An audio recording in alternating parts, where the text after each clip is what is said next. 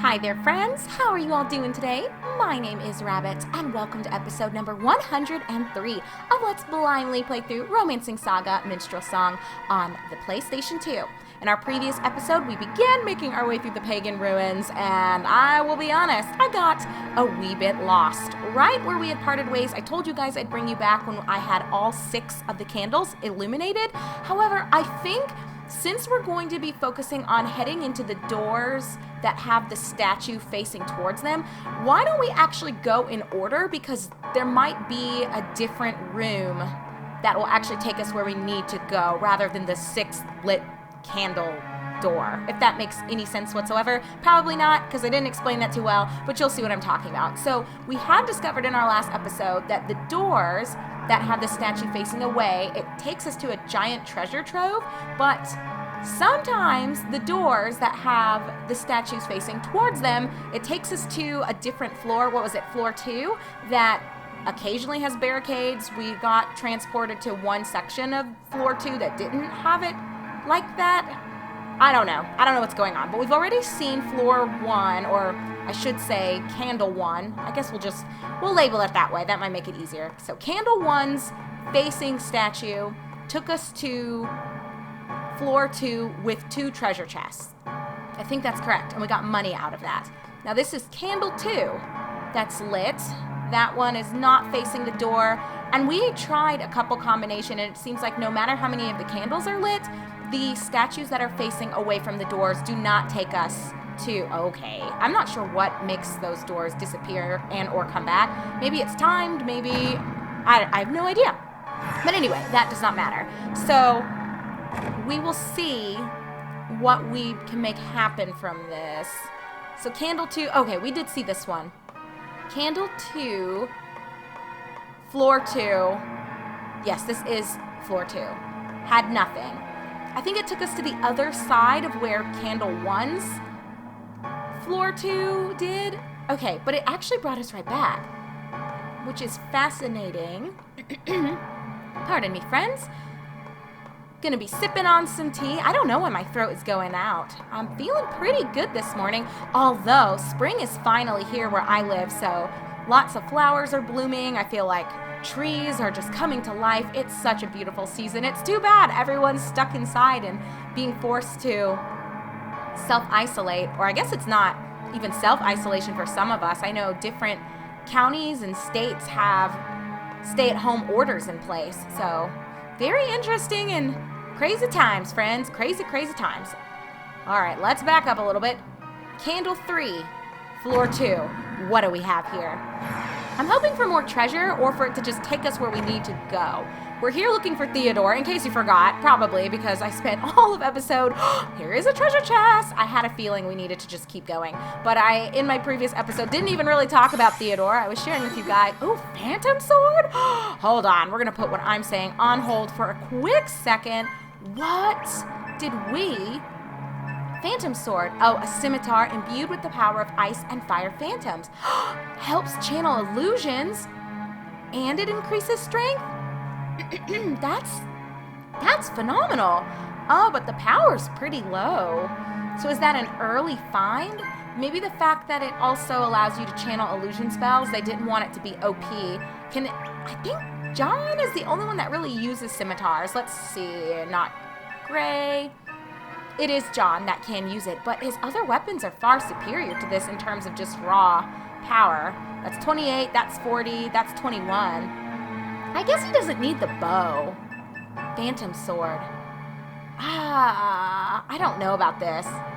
Can we even modify this? I don't know. Well, it doesn't say that it's unalterable, which is what some things will say, like this Raksha sword. So maybe you could spruce this up and it wouldn't be so bad. I never use this bow on John. Maybe we can just try it? I guess the question is, would the scimitar even be effective? Let's just put it on him. I'm sure I'm not going to use this very much, but whatever fight we get into next, we'll at least see what it looks like, since, props to the team that worked on this game, all of the weapons have unique physical designs, so that's really cool that when you're in combat, the weapon that you're sporting actually looks different. There's not just one model for all scimitars, one model for all lances, etc., etc. Let me look at his position. It looks like a scimitar would actually be much more effective than the bow, because John is right up front and center like Diana and Gray. We're just gonna leave it on. It's not a huge deal. Even if we never end up using it, that's not going to be that different of a situation from what we had with the composite bow. But anyway, back to what I was saying. So in our last episode, you may very well have forgotten that we're here actually looking for Theodore, because I was sharing with you guys that our clinic has this male nurse that everybody's trying to smash. And by everybody, I mean pretty much all of our elderly patients, and some of the young ones too. They're trying to holler. He's just so sweet, and he's so interesting. He's just got such a kind heart. But I'm going to tell you guys, I'm going to go out on a limb here and guess that he's probably got some secrets. I always worry about the super quiet ones, and I know that's okay, Door, stop playing with me. I know that sounds a little questionable coming from me, because I'm not, how should I say this? I'm not a quiet person necessarily in the sense of being exceptionally introverted. I am introverted to the point that I prefer to be by myself, but I think I've used this is it right here? Oh, game is, this is ridiculous. It's on the other side. I can't even get to it. Oh my goodness. Well, hold on. Maybe candle 5 will take us there? Or was that back on candle 3's floor too? Maybe I do need to pay attention. I'm still just talking about all kinds of nonsense. That is so weird. Let's go to floor 5's, or candle 5's floor 2, and see if that puts us on the other side of that. Oh my gosh, that's so weird. But yes, as I was saying, I think the description I've used for myself in the past is that I'm much more of like an extroverted introvert, or I guess some people might say an introverted extrovert, where I prefer to be by myself, but this is driving me nuts here with the doors. But while I prefer to be on my own and be by myself, I do enjoy companionship. I enjoy talking to people. I like hosting. I like sharing.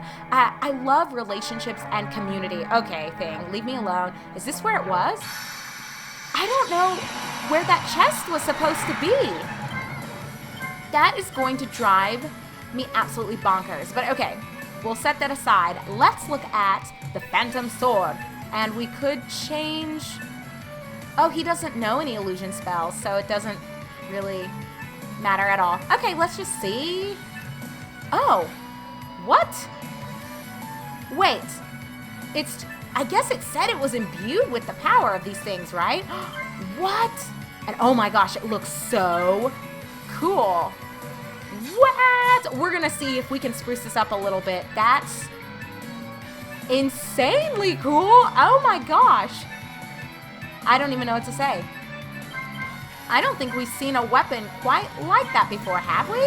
I don't think so. I know we found weapons that obviously allow you to channel spells from different schools of magic, but I don't think we've seen any that just contain the power of various elements. So that is interesting, but I like that a lot. That also might be, again, as I was saying when we first discovered it, why it comes with such a low starting / base power.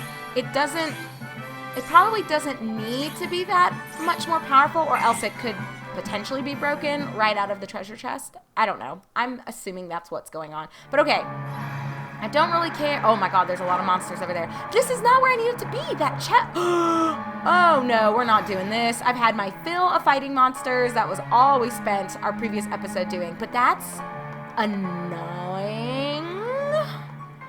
I don't know how to get to that other chest. I don't think I missed anything. I've inspected every single path that I could. I don't know. Maybe I'm supposed to actually fight those monsters, and maybe... Okay, let me do it. Let me stop being a scrub. Maybe if I fight them, it'll let me move one of those other statues, and then I can get to the other side of floor 2 where that chest was that I opened up. I guess? I don't know, but can y'all hurry up? Let me move this way. I don't understand what else I can do unless I drop the ball and I need to go back to floor 4 or candle 4's floor 2 and see. Yeah, I don't know. I'm just winging it, okay? That's nothing new to all of you. Okay, so I'm an extroverted introvert. I wouldn't describe myself as being that quiet, but some people might. I'm not quiet at work necessarily, but I'm 100% that person that when I get in there, I believe that I have a job to do and I focus on my work.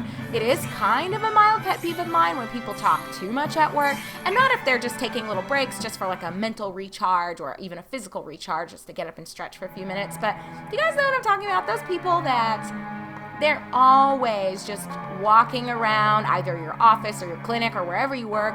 They're also the ones who, I'm going to go back down to floor or to candle 4's floor 2, if that makes sense.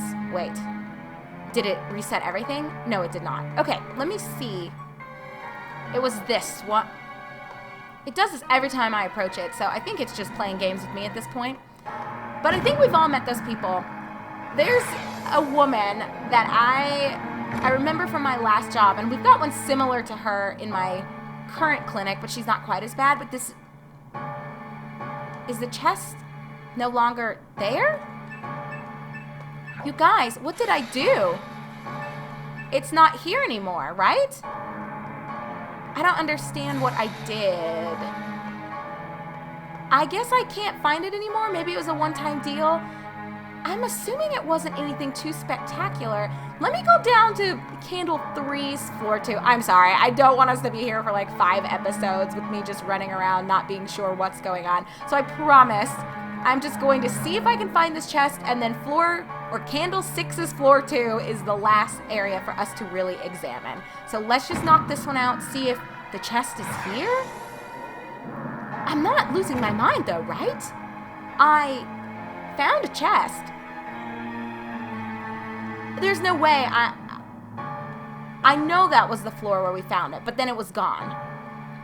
But it wasn't right in front of me. I couldn't access it. It was on the other side, so I don't know. Okay, whatever. Even if it was a nice rare item, you know, half the time we're selling things we're picking up anyway, so it might be a loss, but the question really is, how significant of a loss is it? I will try one more time here, and then we're going through. We already did everything on candle. It's gonna disappear. I told you. It does this just to troll you, just a wee bit. Anyway, my old clinic that I worked at, we had someone, she was a part of, I think she was on intakes team. I don't really know actually what her job was. She wasn't there for that long, and I was so busy anyway with my position specifically there. Yeah, look at this. It's not, or is it on the other, there's no chest here, and I can't even get on the other side of that. I don't know.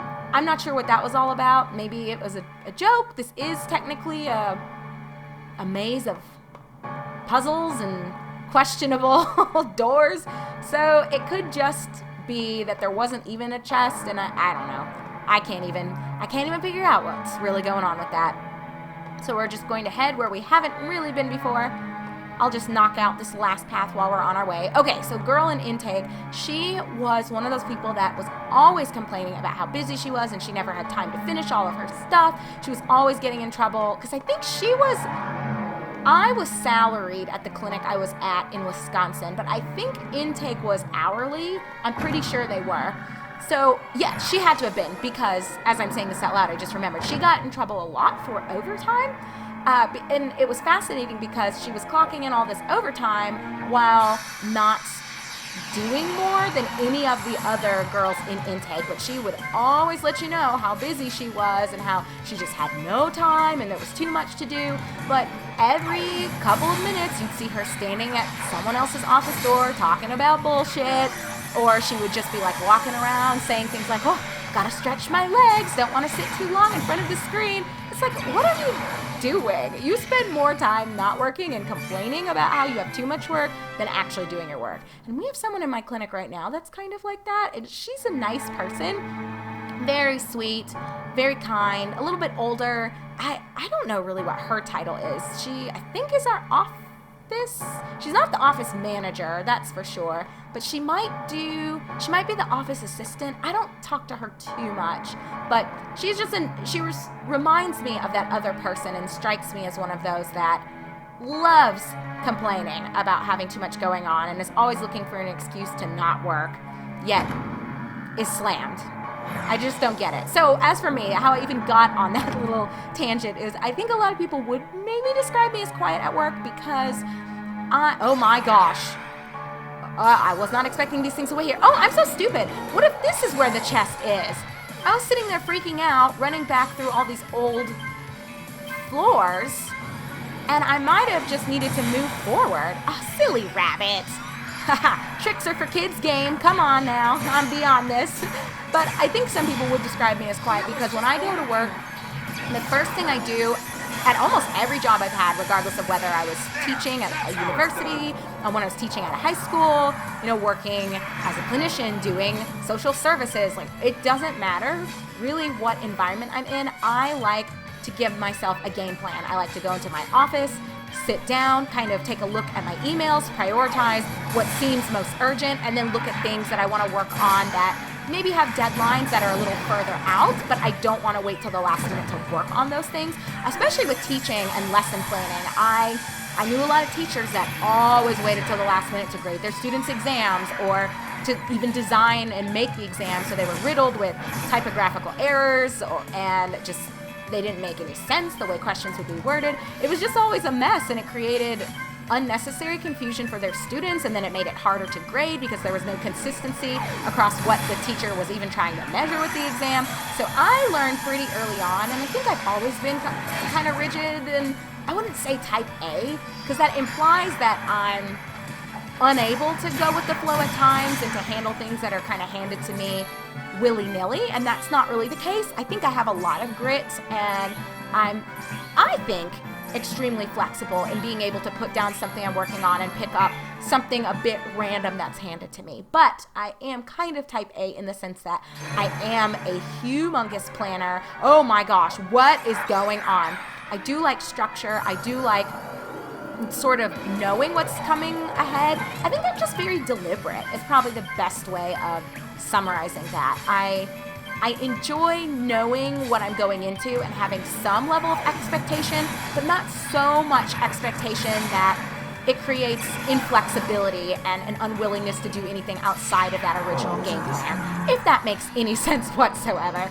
So I go to work, I hunker down for at least an hour and just kind of plan my day, start working on a couple little things that can be addressed quickly, start drafting and outlining what I want to focus on for that day and for the rest of the week and blah, blah, blah. So, again, I feel like I'll start a story and then it's like 3 stories later I circle back to the point of why I even brought up all of this to begin with. So, I'm saying that for Steve in particular, he is so sweet and he is so gentle and so quiet, but I worry about the quiet ones because in the past I've had some friends that at first they seem so quiet and just so mild-mannered, and those are the ones that are twerking on the weekends. They're wild as all get out. Not that there's anything wrong with that. It cracks me up, actually, that they're quiet, but they just have so much personality, or they've lived through a lot of things and seen a lot of things. Oh my gosh, this guy is on my balls over here. A perfect example. I will never forget this guy. He was something. One of the schools that I had worked in, let's just do Energy Bolt. I'll just go to knee split on them. One of the schools that I had worked at several years ago, one of our teachers, he was single. Okay, I should start all this off by saying he was really handsome, and so the fact that he was single perplexed me when I first met him because he didn't seem mean, he didn't seem awkward. It's not like he was even that type of person that was busy with a lot of hobbies, or at least he didn't strike me as such. I really didn't know him that well, so I guess, me even saying this now, it's kind of like, well, if you didn't know him, you don't know. Maybe he was crazy, maybe he was creepy, maybe he was an angry person, and you're right, all those things may have been possible, but for like the first semester that we had kind of taught together and worked alongside one another, he never struck me as being a negative person. There just didn't really seem to be many downsides to him, but he was so quiet. He would acknowledge your presence if you approached him, but he would never approach you first. He was just quiet. He seemed shy, but he wasn't when you talked to him. Like, he actually had a lot to say, and he was pretty funny too. He had a great sense of humor. He was so intelligent. He was a math teacher. I think his bachelor's had been in engineering, if I'm recalling this correctly. And he worked as an engineer for like 2-3 years and then decided he didn't really want to do that anymore. He would rather teach. So I think he went and then got like a teaching certificate, or he went back and got his master's, and I don't remember exactly what his story was, and oh, rest in peace, Claudia. But he ended up going back to school to become a math teacher, which worked great because he already had the experience essentially from doing, I'm not even going to worry about, well, let me not say that. I was thinking I probably don't need to worry about Claudia, but whenever I don't really focus, that's when people start dropping like flies, and that does not sound like a good time to me. And these things can be little buttholes. Oh my gosh, he took another one of Claudia's life points. All right, that's definitely got to stop. Can you quit? What is with this damage? All right, John, maybe we need to stop messing with this. He stunned him. Too bad for you. I already got my ability off, broski. Oh my god, this is a mess. We're getting rid of the barbarian. We'll blitz this guy. I'll do another one of these. I think one healer should be fine. We should be able to kill 2 of them this go around. Oh yeah, we're good, we're good. I think poor Claudia, I just did not give her a chance to really be successful this fight. But as I've said before, she is so much LP. Baby girl will be just fine. And oh my gosh, that fire illusion does so much damage. It's a little ridiculous. So anyway, this teacher, he was very fascinating to me, and even though he didn't talk a whole lot, I don't know if I should take this door or the other door. This one looks like it's going up, whereas this one appears to be on the same floor. We're still on, yes, floor 2. So let's take this one and see, does this reroute us back out? Okay, so that's not the way we need to go. This dungeon is driving me crazy. I've got to get out of here, y'all. I'm losing my mind. But he was super sweet, and I kind of got to know him slowly throughout the first semester because I would approach him a lot, and we had the same planning period. So sometimes I would go in there and just ask him some questions, and we would kind of work on things together, or, I don't know, we had a lot of students that overlap, so we would maybe discuss just some things going on with the kiddos and how we could help them a little bit more, blah, blah, blah. You know the drill. We just collaborate. Oh, my goodness. Is that a dragon? It is a dragon. I don't know how I feel about this. Hold on. Before we even go that way, is there anything? Oh, what does it say? Pagan ruins Theodore's dungeon.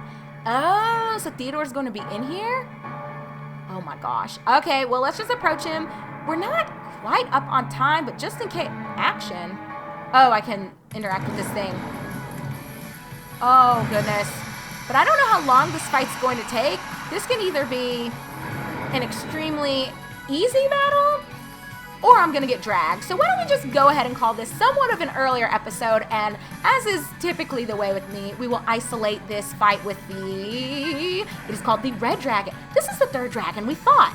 We fought a silver dragon when we were doing that quest, and it turned into the woman, and then we also fought a gold dragon when we were doing everything in Orathont. So, oh, if this is anything like the gold dragon, this fight actually might not be that bad, but I'm not going to risk it. I don't want this to be like a 40-minute long episode if this is going to be a tough fight. So, we will go ahead and just part ways here, my friends, but we will come back together in episode number 104, ready to tackle the red dragon together. So until then, everyone, take care, be good, and I, your host, Rabbit, will catch up with you here in just a moment. I'll see you guys there.